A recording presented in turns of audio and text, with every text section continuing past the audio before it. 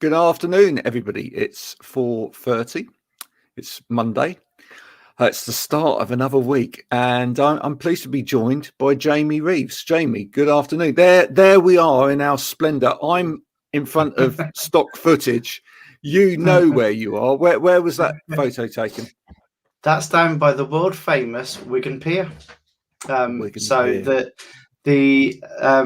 kind of background of all the first album shots were all done around Wigan and around Wigan Pier. So I kept it kind of on point and kept it local, being an adopted Wiganer now.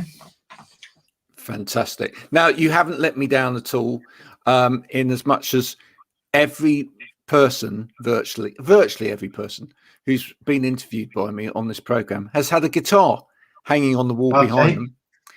It's almost uncanny, really. It's almost like musicians have to do this thing with their guitars. Just go through what you've got there behind you. Do you actually play these instruments? Very badly. I'm learning at the moment, so I'm probably kind of beginner to intermediate level. But I have a Yamaha Pacifica electric guitar on the right, which is in the red. My first ever one, which was just kind of a 120 quid job from a music shop about 20 years ago. And then I've upgraded to a nice little semi-acoustic Martin in the middle, which is the brown one. If I lean back, you can see there. So that's the kind of more expensive toy, but it's well, when you say you start at £120, sir, that's expensive as a starting price for a guitar. I think my first ever guitar must have been about £20 out of I don't know where, and it certainly had strings so high off the fretboard that it was like cheese wire playing it. But I think that helps in a way. it does, builds up the muscle strength in the hands, and leaves you determined to play something. It's a bit like that scene from The Commitments where he hits him over the hand. With the hammer. It's once you kind of get used to it, then when you go on to something that's a little bit nicer, it does make it a lot easier. Definitely. So but I'm glad I haven't got Jimmy Rabbit with his hammer kind of telling me to crack on. Do you like that film though? I mean, is that film, given the style of your music, sir, is that film a bit of an influence to you? Yeah, I wouldn't be singing today if it wasn't for that film. That film, it's fair to say, changed my life. When I was kind of 16, 17, I saw that film and really got engrossed with all the music that was around it. And I worked in my uncle's shop on a caravan site that summer, and just got onto then listening to the likes of Wilson Pickett and Otis Redding and just kind of all that old school Stax and Motown and stuff. And that kind of really shaped my musical influences and really got me into that style of music. Yeah. And when did you first discover that you actually have a voice that could actually carry that as well? I don't know, really. I sang since I was a boy. I did church choir and school choir, all that kind of stuff when I was wee. And then when I was about 16, I started DJing and kind of got into music in that way. And at one time wanted to go into radio and be a radio DJ, and almost kind of made it as a pro doing that. And then I went abroad just to kind of go and have a laugh, really, and do some work over there, working in a holiday centre. And that's what got me on stage and started singing from that. And then just kind of built on that and built a career that's taken me all around the world and performed to lots and lots of different people. Now, when you talk about going around the world and performing, you did say, and you said you're not shy about it as well, which is great. No, not at all. Lovely, really, really honest of you to talk about it all, because I don't, and why not? But you have been other people. You have done the whole tribute act thing. So who are some of the people that you've been? I've been Robbie. That was the kind of main one. I used to do a Robbie Williams tribute called Gobby Williams. Gobby Williams. I've been Bublé. I've done the Rat Pack. I've probably played every part in Take That. So I've even been Take That's manager. I've even been Nigel Martin Smith. So there's lots of different things that I've done, and kind of really embraced being a cover artist and a tribute artist, and made my living from music since the age of about 22. So it's kind of steadied me in good shape over the last 20 years, and I've learned loads, and it's probably really helped with my songwriting as well, because you pick up stuff that you don't even realize. Like now I'm learning music theory, and just kind of all my melodies really sit nicely in the pentatonics, which kind of the musicians amongst the listeners will know about.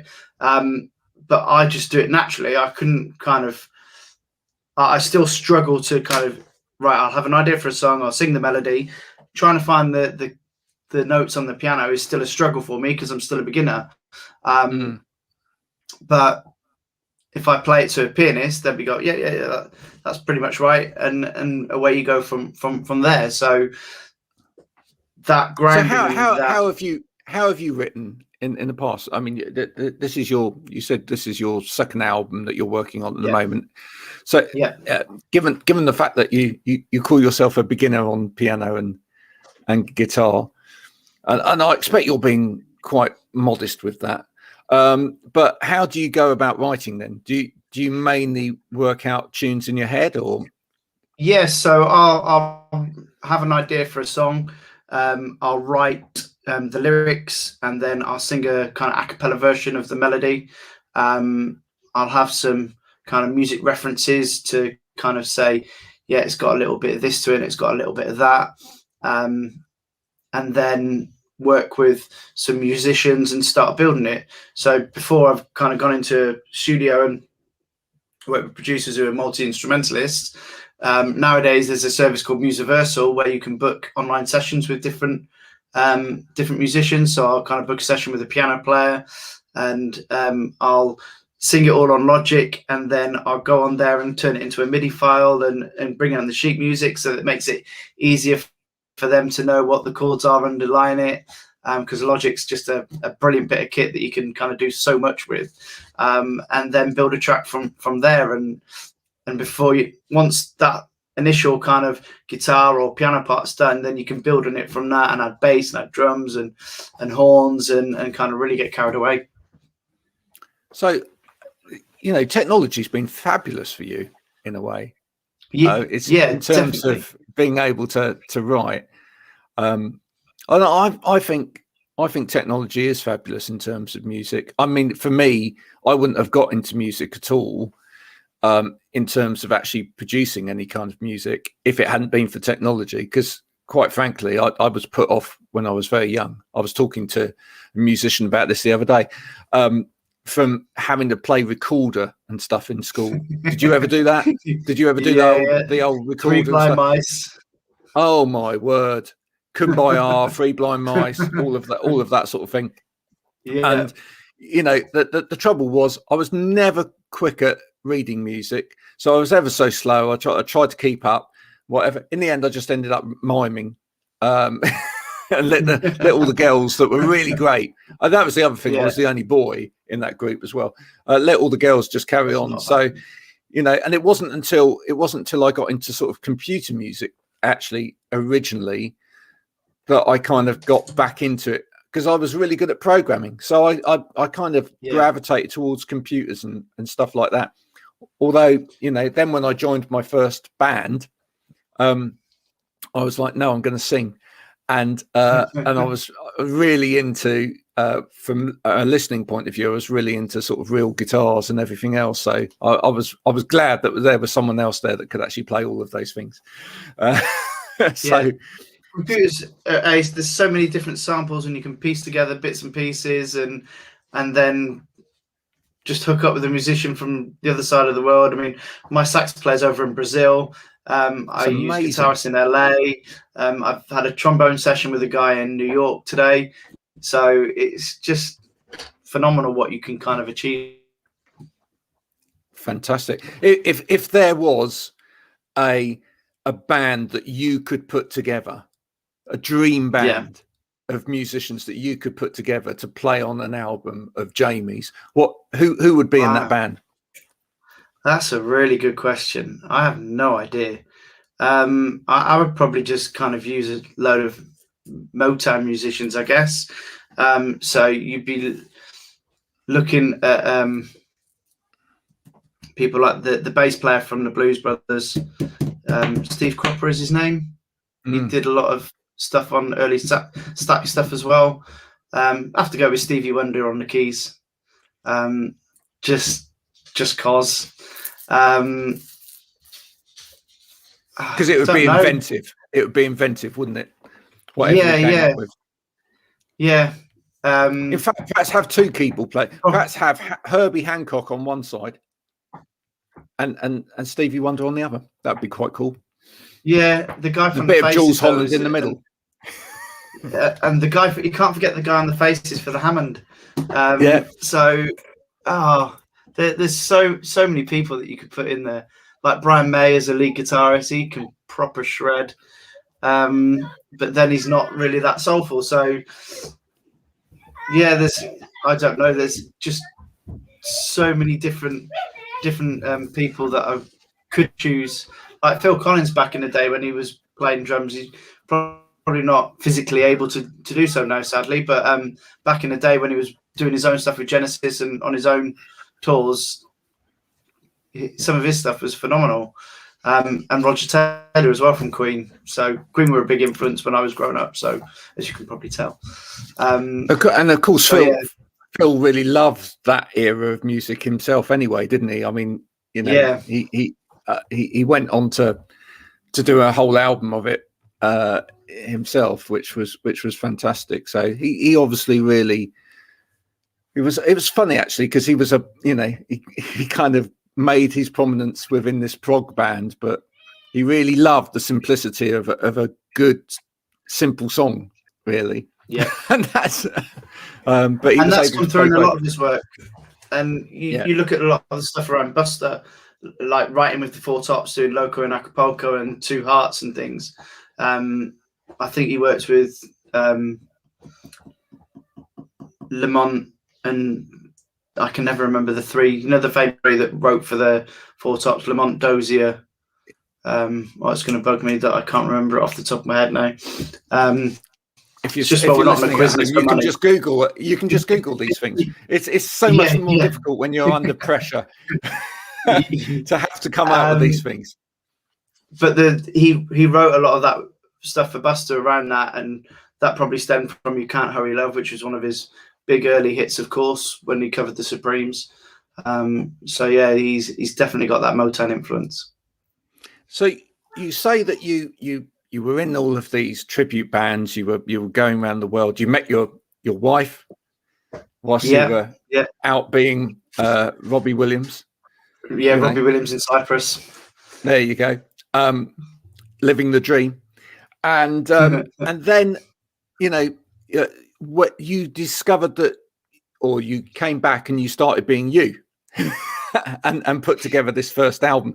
Was it difficult in a way finding your own voice? No, not really, because I'd always wanted to write songs. Why I got into music so much was because I really wanted to write songs, and in my 20s I was up and down to London doing different auditions and kind of got a couple of bites of the cherry, but it never really happened for me. So then worked with a couple of producers over the years, and nothing really happened again.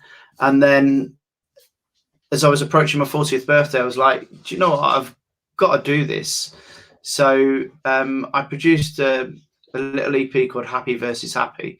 And at the time, there was a young lady called Lavana McLean who did this dance to an old Northern Soul track called Happy, which was done by a band called Velvet Hammer, and then mixed it in with Pharrell's Happy, which was just come out at the time. So you're going back 6 or 7 years. So I absolutely love the Northern Soul version of it. So I did an EP called Happy versus Happy, and then put an original tune called Out on the Dance Floor on it. And just made it as an EP, sold it as a fundraiser for cancer research. We raised £500, but that kind of like really lit the fire and was like, right, I'm going to do an album now.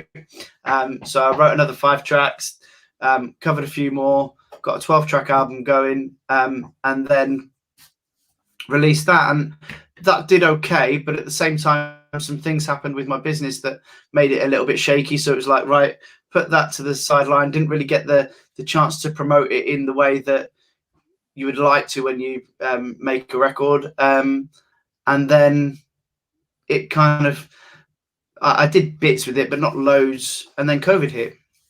And I run a team of singing waiters, and we do lots of weddings and events. So by the time kind of April, May came along, I'm like twiddling my thumbs, trying to keep my staff busy, trying to keep me busy. So that's when I just dived into music and was like, right, okay, well, I'm going to promote this album now, and put my marketing head on of what I've learned from promoting my own business for the last 11 years. Went online and got some new schoolings to make that kind of more original music orientated rather than kind of wedding entertainment orientated, and set about selling the album and enticing people to my music, and that's gone pretty well so far. I don't think Ed Sheeran's quaking in his boots just yet. But I have got my album out there. I'm growing my fan base, and more people are discovering my music and enjoying it, which is what it's all about. And I'd like to think that over the last 12 months, apart from helping myself through COVID by keeping myself busy and keeping myself mentally sane, I've helped a few other people as well by doing the live online shows and introducing them to my music and kind of having something fun and uplifting to listen to. So the dream is one day people will be hiring all of your waiters singing. Yeah. But the top act of the evening is going to be Jamie Reeves. And people were just struggling to book you. I'm not really that bothered. It might amaze people when I say this, but I'm not that bothered about gigging much anymore. Pretty much. There's a few little things that I'd like to do. Yeah. I've done it over the last 20 years. I've performed to royalty. I've been all over the world. I've done some regional theatre work. I've done a little bit of TV work. That there isn't a lot left for me to do that would kind of really go, wow, that's worth giving up my family time for. Sure. I've got three little kids who I love watching grow up and kind of taking them to dancing and football and things like that. So to be out every weekend or to be on the road constantly isn't for me. I'd love to do a big kind of 14, 15 piece band version at Bridgewater Hall in Manchester, because that's just a beautiful venue. Do you know what? I knew you were going to say that. I knew you were going to say that. Just the big band. Yeah. So just all the kind of the brass section and the Hammond and the piano and all the guitars and the backing vocalists and do kind of a couple of shows like that. But apart from kind of getting that dream off the ground, gigging wise, I'm just as happy standing in front of a screen, broadcasting on Facebook to a few people, singing songs and enjoying it, because it means that Daddy's going away to his little studio, going to do half an hour set, have some people say some nice comments about me, have some other ones say some horrible ones, and then crack on and then go back to being dad. Have any of the kids caught the music bug yet? Amelia loves performing. My daughter, she's very much into dance and singing and acting, so she's definitely got the bug. My eldest is more into football. He loves his sport, so he's kind of there. But if he wanted to, he could be a singer. He's can definitely hold a tune. And my 4-year-old child is just a comedian. So I think if he wanted to, there's a career in comedy for him, definitely. Fantastic. So the first album's out there. Where can people get hold of the first album? So if you go to thejamiereeves.com, there's a little toolbar at the top, click on free CD, and then you just pay the postage on that and you can get a copy of Believe from that. It's also available on all good digital stores. So if you go on Spotify or Apple Music or Amazon, all the usual contenders, it's available on that, and you can have a little listen to that. That's brilliant. And the next album is in progress. Yes. So it's how far along how far along are we? I'd probably say about 60% done. I've done 11 tracks, and I want to have 13. I mean, there's still time for us to get a duet in there. Yeah, that's if okay. You want, if we could the right song's make that there, happen. then yeah. If the right song's there, I'm looking for 2 more tracks. So looking for inspiration as well. So yeah. But we're shooting the covers for it on Thursday.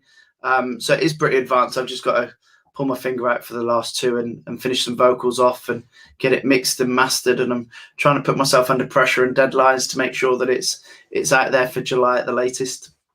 That's fantastic. And where can people go to buy, or no, where can people go to get hold of Singing Waiters as well? Is there a link to that off your main website as well? I don't think there is off the Jamie Reeves. All the bits and pieces I say where I don't encourage musical snobbery, I don't think I've even got a link to the Singing Waiters there. So I need to sort myself out on that. There you go. But we're called the Best Singing Waiters. And if you go to thebestsingingwaiters.com, you'll be able to find out all about me and my team. That's a great name, isn't it? The Best Singing Waiters. Well, if you've got it, you flaunt it, don't you? Absolutely. Have you done anyone? Have you done like a famous wedding or anything like that? Have you sung anyone that you're allowed to tell us?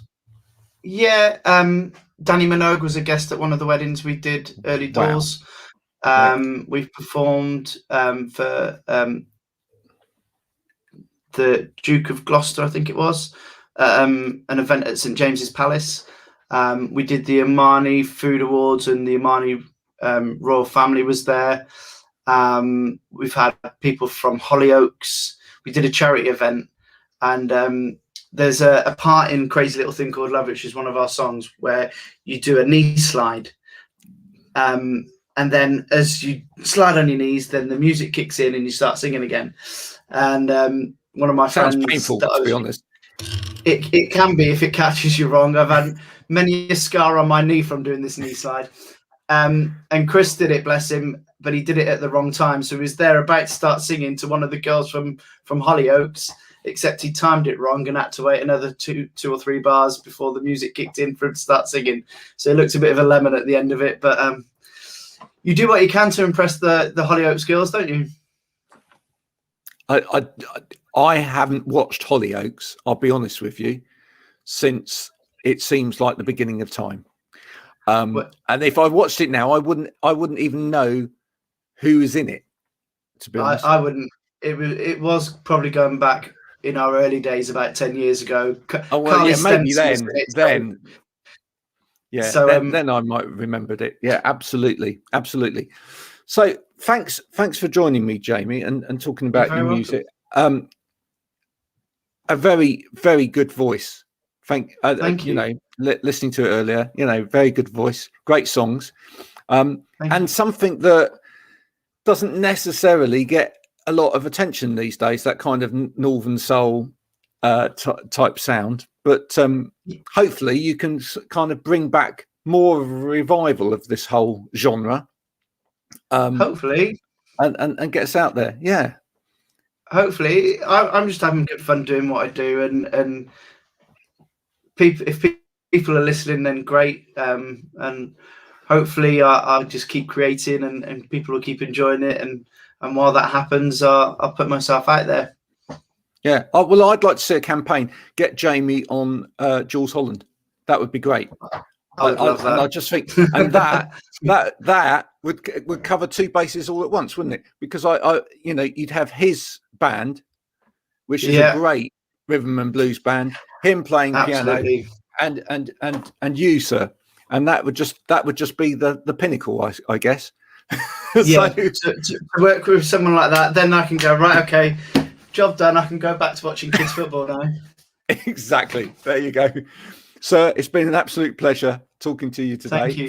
Thanks for coming on. I do hope some people watch this and get in touch with you over your music, or albeit your waiting service. And hear you sing one way or the other. But for now, thanks for joining me. Bye for now. Brilliant. Thanks, Graham. Cheers. Bye.